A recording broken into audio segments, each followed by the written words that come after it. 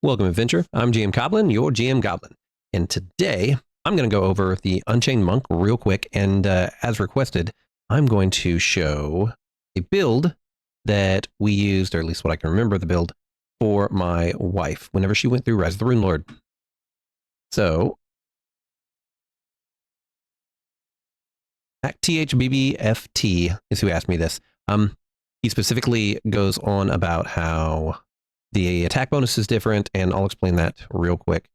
And ask him about how it outpaces. For the most part, you're looking at the actual bonus that outpaces, and you're looking at it being ensured to hit more often than the Unmonk is. He mentions in here improved greater weapon effect. I might have used that in the video. I'd have to go back and watch it whenever I was talking about it, because I think of it like that, similar how I do, because it takes the -2 from the attack. Similarly, how it works with 2-weapon fighting and whenever you're using a Magus and they use their weird abilities and battle stuff. But regardless, he was asking about that, and then also my wife's build. I answered in the chat for that. As you can see, when you're looking at the level 20 Chain versus Unchained, you do get 1 extra attack using your Chained. When you're Unchained, you have 3 attacks. This is before any style strikes or anything. But you have 3 attacks at +20. And so that's really what you're playing off of. Your first 4 attacks are what you're most likely going to hit with. And not only does it allow you to hit more reliably, but it also is going to make it so that because it uses a full base attack bonus character, you're going to be able to get feats easier than you could with the normal monk. So that's the biggest differences. As you can see, you have your first iterative attack, which is at max 20 at this level. The second one you get because it is your bonus attack from level 1. And then you get another one at level 11. And then we go into styles. So let's take a look at the difference between an Unchained Monk and a monk real quick. So as you can see, we are looking at the 2 different attacks. Let me move this over a little bit. There we go. And so as you can see, the base attack bonus that we have for the Chain Monk starts off at 0. And then it goes all funky with it because it starts to treat it as you doing like a 2-weapon fighting thing. And your base attack bonus is treated for Flurry of Blows as basically your level. And then that's where all this kind of stuff comes from. So they give you a chart for Flurry of Blows. At least that's how I think about it. As you can see, base attack bonus moves up normal like your full base attack bonus class. It does not have a chart because when you look at your Flurry of Blows, it specifically states that when you make a full attack action with your Flurry of Blows, so your body or whatever, then you're going to get 1 additional attack at your highest base attack bonus. And then, of course, you do this again at level 11. And so that's your big differences. It really does pay off to be an Unchained Monk versus a normal monk, unless you're playing a Zen Archer, which my wife is also playing. But on the build, we're going to look at a couple different things. So, 1, we know she took the Unchained Monk. She also took Monk of the Mantis. Monk of the Mantis takes away some of your bonus feats and gives you extra D6 damage. So it trades out the bonus feats, which is what she really wanted. She's always likes the rogue characters and the monks. And then you're looking at debilitating blows, which is going to replace things like your wholeness of body, diamond body, and diamond soul. It changes what level these get replaced. As you can see here, it's 7 and 13 and 11. Whenever you're an Unchained Monk, then you take it at 6, 10, and 12. And it just replaces key powers. A lot of the Unchained goes around key powers. Another reason why I like it. It's so good. Quivering Palm. Okay. That is just if you take, or Disabling Palm. That is only if you take Quivering Palm. So you don't have to worry about it. But this was invented after your Unchained Monk. Multiple forums all over the internet for it. You can use it. It's fine. Yeah, she used traits to get skills to do lockpick and that kind of stuff. That was just a character. She does it in almost every single campaign. A Kingong Monk, one Kingong is supposedly how you say it because I was corrected a lot. This basically allows you to replace key powers for your Unchained Monk for these spell-like abilities. We're going to go over a couple of these in this quick build, and the most important ones are the first key power you're going to be taking from Kingong when you first get the ability to take key powers, and that is Barkskin. Because more AC, you are frontline fighter, that's what you do. All right, so let's go ahead and take a look at the build. All right, so this is my wife's character. It was Samara and Unchained Monk. I just showed you the two archetypes we used. And let's go through the feats. I believe we cheated on one of the feats early on, or we used it and put it on her weapon as quickly as possible. But you are going to see that there's a few things that she does. I like training on my weapons. I just started opening up one of the other players to it because his current campaign, or our current campaign, he uses a lot of feats, even as a warrior. And it just makes things easier. Feats a lot of times can get you a lot more mileage than an extra 1d6 in damage. So regardless, we are looking at weapon focus. You need to do this for a Waveblade for her because she did use a Waveblade. Waveblade she gets the ability to use because it is a monk weapon. And then, of course, human, if you are a human, or preferably use Elephant in the Room.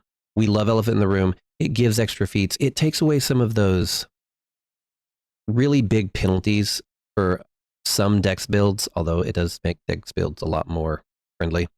And especially if you're a character that is using dual wielding, if you're going to be taking two weapon fighting, stuff like that.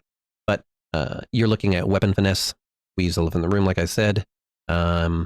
But to use a wave blade, so monk, 18 to 20 times 2, it's basically a rapier for a monk, and it is fantastic. So we're progressing through that. You get your bonus. We're going to take Scorpion Style. If you don't like it, that's fine. You're not going to really use this until later on when we're specifically going for another feat. Your Wave Blade, be able to get your damage to your weapon from your dex, you're going to have to put Agile on it. So that's a +1 enhancement bonus.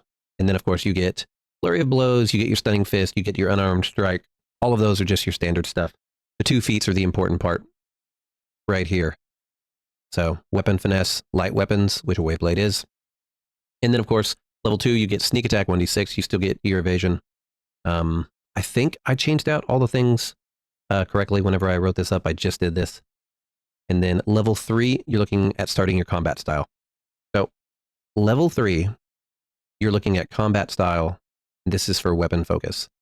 You are a little bit odd going up to this level because you're using your weapons as it is, and you're not getting as much mileage out of it. You're trying to get a +1 on it for agility. You're trying to get all these feats, or possibly taking your weapon from a +2 to a +3, which you're going to have to wait for, so that you can get weapon finesse, or so you can get weapon, the ability to use weapon finesse, the ability to use agile. Regardless, ascetic style. Choose one weapon, which we already have. While using the style wielding the chosen weapon, you can apply effects of the feat that have improved unarmed strike as a prerequisite, as well as effects that augment an unarmed strike as if attacks with the weapon were unarmed strikes. Congratulations. This is perfect. So there's a special for it. A 5th level monk or a character with weapon training monk class can use ascetic style with any monk weapon. So this is going to allow you to start using all of your monk weapons, your dart, rope dart, all that kind of stuff. It really is fun to do that kind of build and mimic a lot of the martial art movies that we grew up on. But regardless, so your aesthetic style, this is the first one we're taking, fast movement, key pull, which is going to get you the ability to use magic. It's also going to allow you to not just deal constant magic damage as long as you have a key pull, but it's also going to allow you to spend a point and you're going to be able to get your extra attack. No, level 4. Key power, Barkskin, just like we said.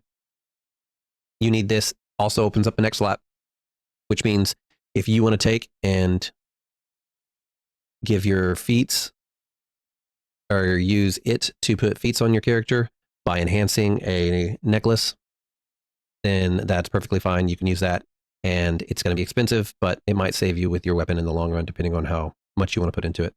By 5th level, we're looking at ascetic form. You can choose a melee weapon of any class ability that can be used by unarmed strike, such as Unchained Monk style strike abilities. In addition, you are treated as a monk with a level equal to your character level for the purpose of determining the number of times per day that you can use feats with uses per day. And so this just kind of cements that we're going to be using our weapon to perform everything that your monk does. The only difference is there's a very few caveats, which is up for debate. But regardless, you're looking at taking ascetic form. You're still getting your other normal Unchained Monk abilities. You get your first style strike. First style strike is flying kick. Monk leaps through the air, strikes a foe with a kick. Can now be your sword. Before the attack, you can move a distance equal to your fast movement speed. The movement is made as part of the monk's flurry of blows. Attacks does not require additional attack. At the end of this movement, must make an attack against the adjacent foe. The movement may be between attacks. The movement provokes an attack of opportunity. Okay, but you're going to have lots of AC. You'll be fine. The attack made after the movement must be a kick. So that is one of the things that is debatable between the last 2 ascetics that we've had on whether or not this line is not no longer the rule but the exception. And so I would say that it allows you to use it with your weapon. And so I'm fine with it. But flying kick is amazing. You'll use it forever. It is fantastic. It says you fly through the air, which means you can technically fly in any direction. I mean, it's a jump. There's no restrictions from anything I've seen. It's great. It really is. So, I mean, you can technically kind of turn with it if you need to, just as long as it's in your movement. Either way, flying kick recommends you get sneak attack again, another debilitating bow, and then we're getting into ascetic strike. You use your unarmed strike damage, which by level 7 is getting slightly bigger, for a monk of 4 levels lower than you for your character levels when you deal damage with the chosen weapon. So what this is it's going to allow your weapon to grow in damage. You're putting a lot into your weapon. Your weapon's now going to grow just like your unarmed attack is. You'll get you a monk's robe. It's super cheap. It improves multiple things with your character. Most importantly, right here.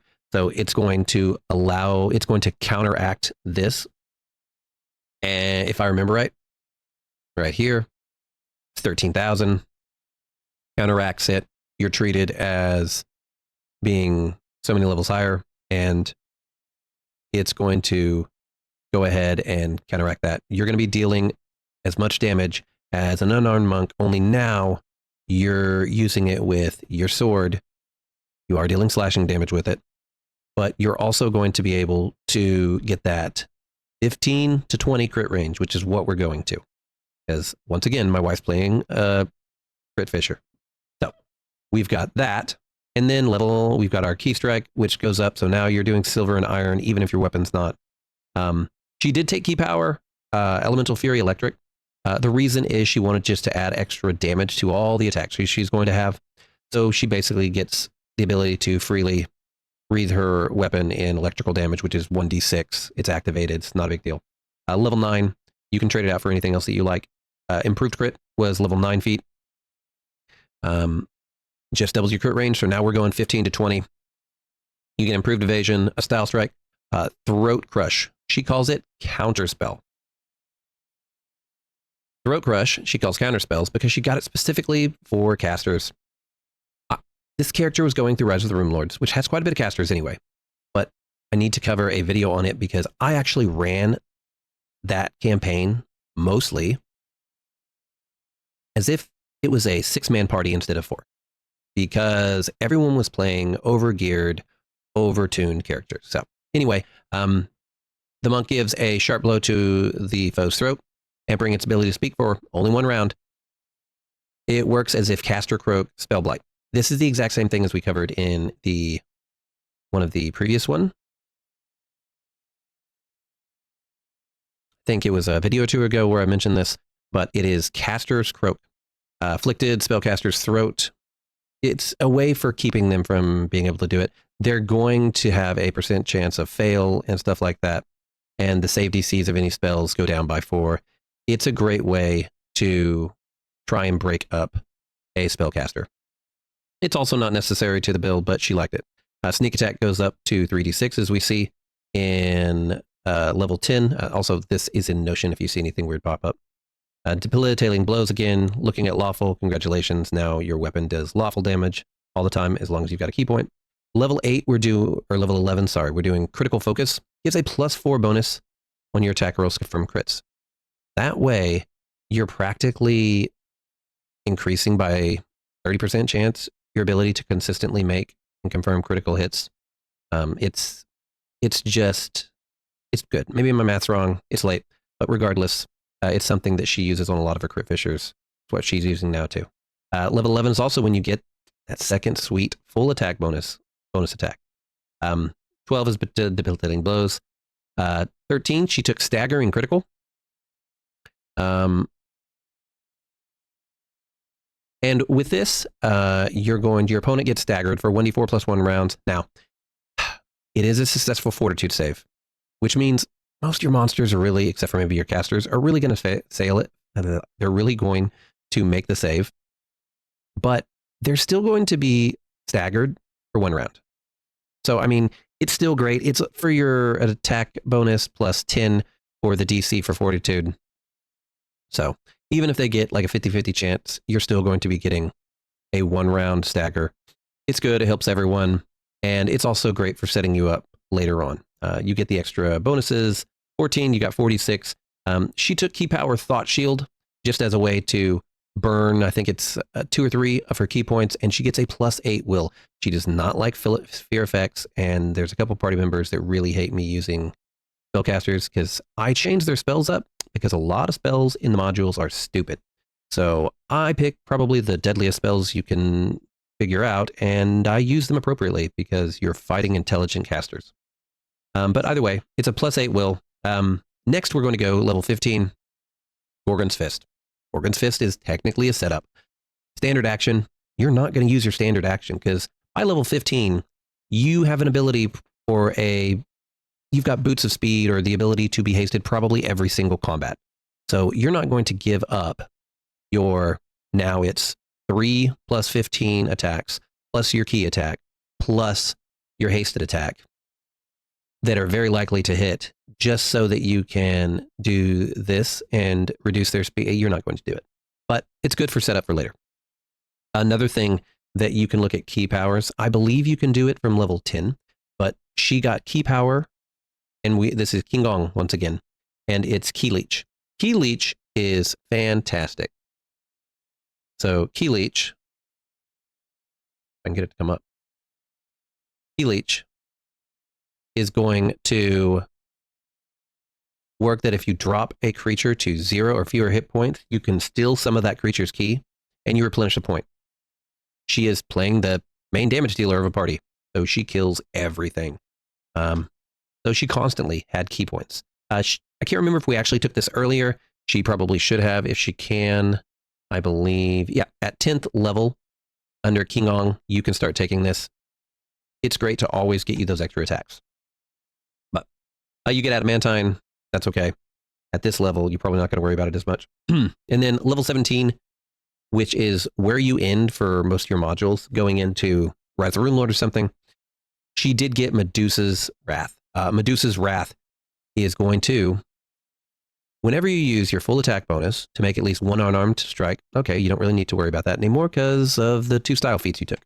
You can make 2 additional unarmed strikes or attacks with your sword at your highest make attack bonus. So 7. Okay, we're up to 7. And the bonus attacks must be made against a dazed, flat-footed, paralyzed, or, oh, there it is, staggered, stunned, or unconscious foe. So she's always very likely going to be critting. She's going to be staggering. She's going to get these extra attacks. So you're looking at 7 plus 17 attacks at this level. And that's not putting in any additional spells, buffs, potions, adding additional 1d6s for enhancements, finding ways to add, what was that? Leaf blade, lead blade, something like that you can add to your weapon to increase the damage. Plus, with an Unchained Monk at this level, at level 17, the damage is going to be 2d8. So you're dealing 2d8 with a sword that crits from 15 to 20. You're staggering. You're getting a total of 7 plus 17 attacks, plus an additional 3 attacks, which is plus 12, plus 7, and plus 2. And if you kill something, which you're going to, because you also get sneak attacks when you plan all this stuff right, you can jump for like 50 or 60 feet to the next target and finish your full attack round. Better than spring attack, better than, it's great. And so you're looking at 46 for your damage. And that is just your basic rundown for the build. It's fantastic. She had a lot of fun murdering everything. You're going to have a decent constitution, and Dex is your highest score. You always get that up no matter what. And then if you get a circlet or something, which you're going to have money for, boost up your wisdom because you're a monk. It's going to increase your AC. You're going to get bark skin, so that takes care of a magical item.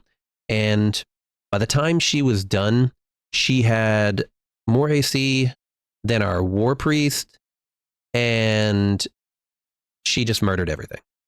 I mean, by the time it was done, I think almost every single attack would always have her sneak attack on it. She could always tumble around and get into flanking, and so that's what she did. So it was a fantastic build. She loved it, and it's something that I really recommend if you want to play the Dexy sword-swinging monk like we all watched in black and white movies. Regardless, I hope this answered your question. I hope your new campaign, starting this next month, is going to be good, and enjoy. I do recommend going back to it, Elephant in the Room, because you can't get Piranha attack to increase your damage a little bit, and that is given kind of for free with Elephant in the Room, but that's just what we play with. Either way, enjoy your games, roll some dice for me. Everybody, enjoy.